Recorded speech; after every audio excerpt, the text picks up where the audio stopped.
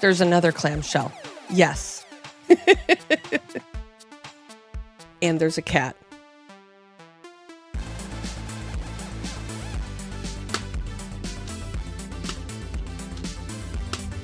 I could do this all day. So there is another clamshell. Yes, I know. There's lots of them. I like them. I'm glad that there's lots of them. It's a little difficult keeping them all straight, though. This is the Powkiddy V90s. Now, why the weird naming convention? Well, Powkiddy a long time ago came out with this little guy, and this is the Powkiddy V90. But you can see, look at the difference in size. So there's a lot of difference. It plays way better than this guy. This was good for what it was. Maybe let's retract that statement. It was acceptable, we'll say. It was there for what it was. It worked. It had a lot of issues. It's pretty old. So they needed a definite upgrade. So we finally have this, and that's pretty cool. Now, there's no sticks. So it's kind of similar to the Anbernic 35XXSP, and I actually have pretty much the same color scheme right here. So we'll definitely take a look at all of these and check them all out and do a little bit of a size comparison. So here is the Powkiddy model V90s. Now this is an upgraded model from the original Powkiddy, the V90, which you listen to that hinge.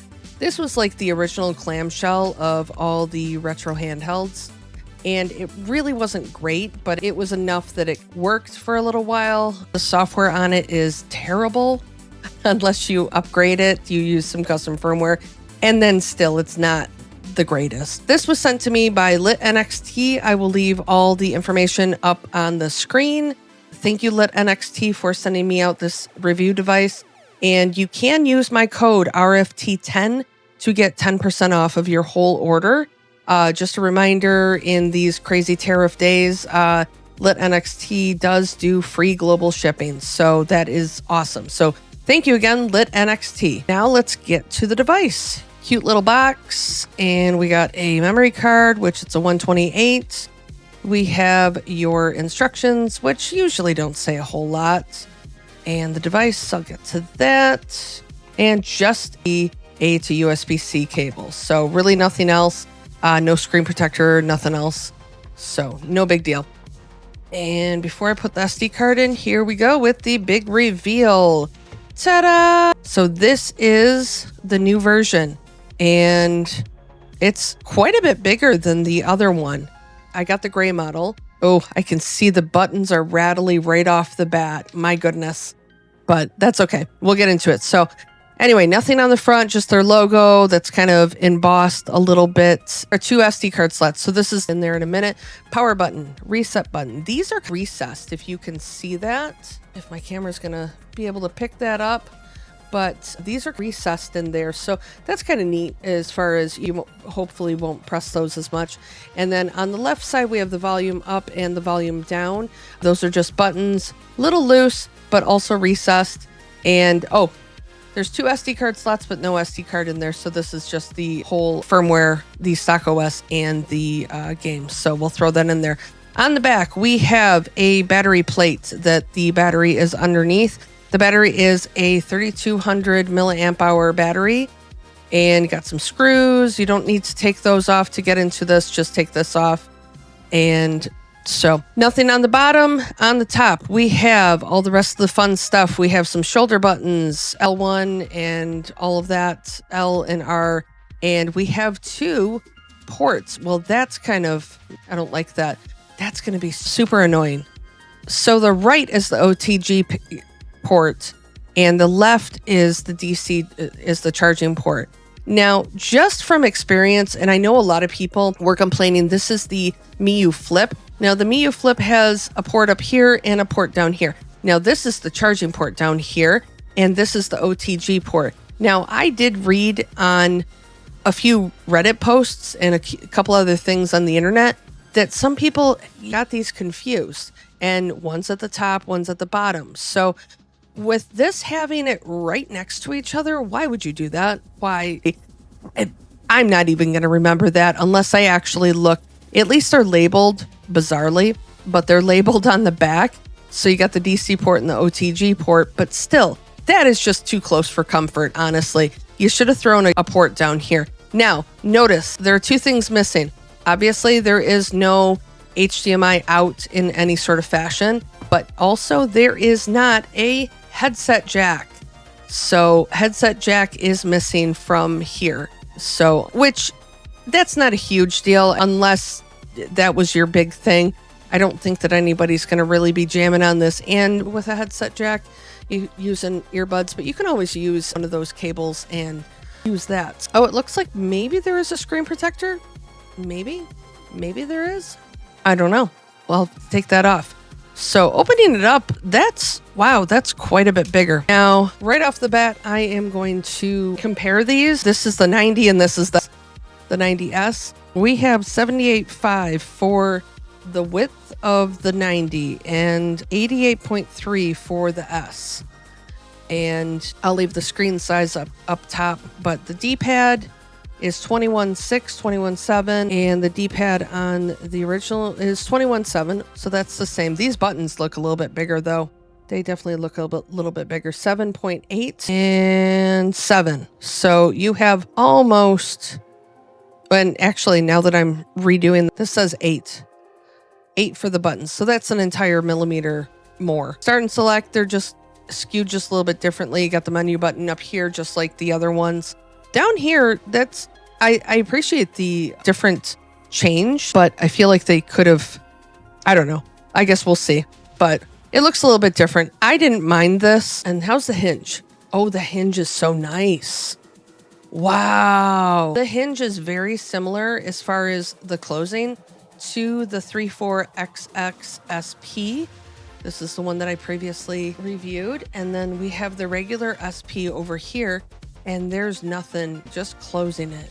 So here's the Miu Flip. I didn't have a whole lot, like I've mentioned before, but I was one of the few people that I didn't have a lot of issues with the Miu Flip. And that seam still hasn't gotten any bigger. And then here is the V90, the original. If you go a little bit further, so if you're trying to, it does have a satisfying flip. That's a nice snap. And by snap, I just mean that it's flipping closed. You can just bloop, and then it's closing. So that's cool. Now, I will say that is the buttons. Those are the buttons. They are rattly. Almost kind of like an Anbernic device. Anbernic has a tendency to have rattly buttons. Powkiddy's kind of in between. I've had some Powkiddy devices where they have rattly buttons and some don't. So, all right, we're going to do this.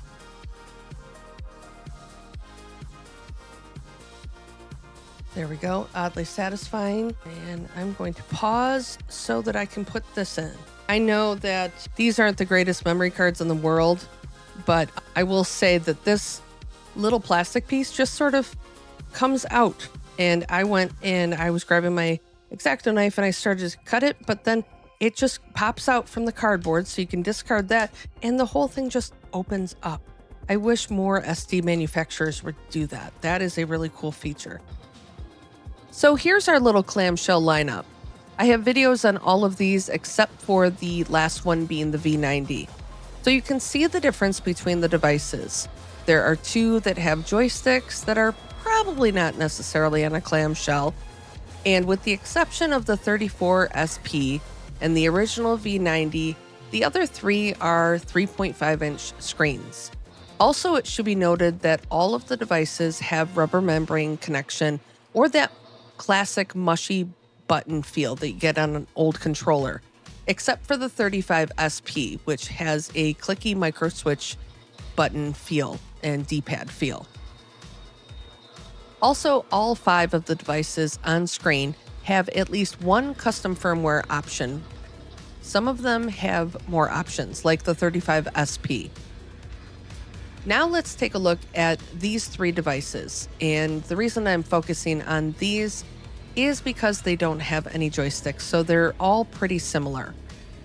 So you can see that with the Powkiddy and the 35 SP, look at how similar that they are. They're similar in size, they're similar in the shape of the D-pad, and really pretty much everything. There's a couple design choices that are a little bit different with the start and select, but these are pretty much the main competitors.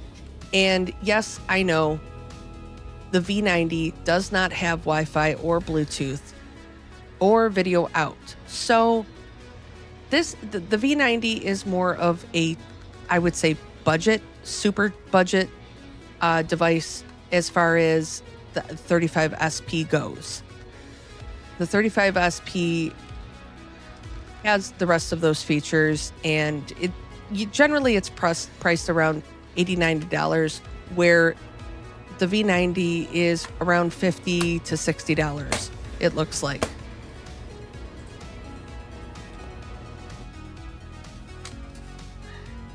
So now I have all of my clamshells in one picture here. You can see everything on screen. I threw the Retroid Pocket Flip 2 in there. I know it's not really close to these because it's a different operating system and it's also bigger.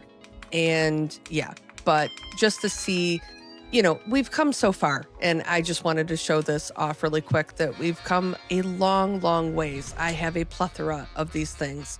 So if you are a clamshell lover, this is amazing. And I'm probably going to do a big clamshell video just to, you know, check things out a little bit more.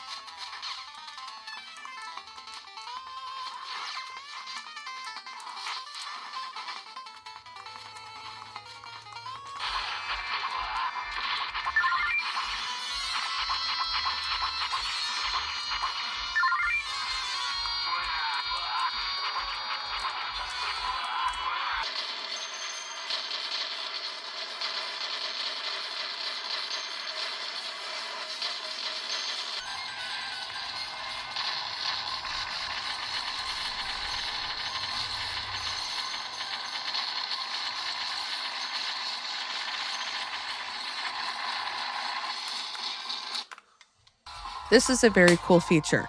So if you close the flip and you don't hit the power button, your game is still on. But if you hit the power button in the middle of a game and then you close the flip, it goes into a standby mode.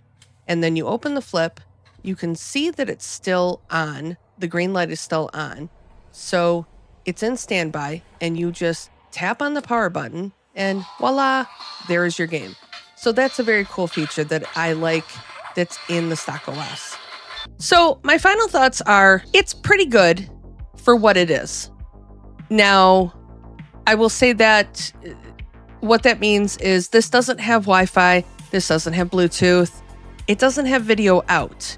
So you're missing a lot of stuff on it, but in return, the price is not nearly what the Anbernic 35XX SP is. That's around $90 generally. So you're losing a few features, but really, I don't know if you exactly need them. If you do need them, there's plenty of other clamshells out there that we can... Look at this. Look, let's just stack them all up. Look at this. And I might be forgetting one. I don't know. I have no idea.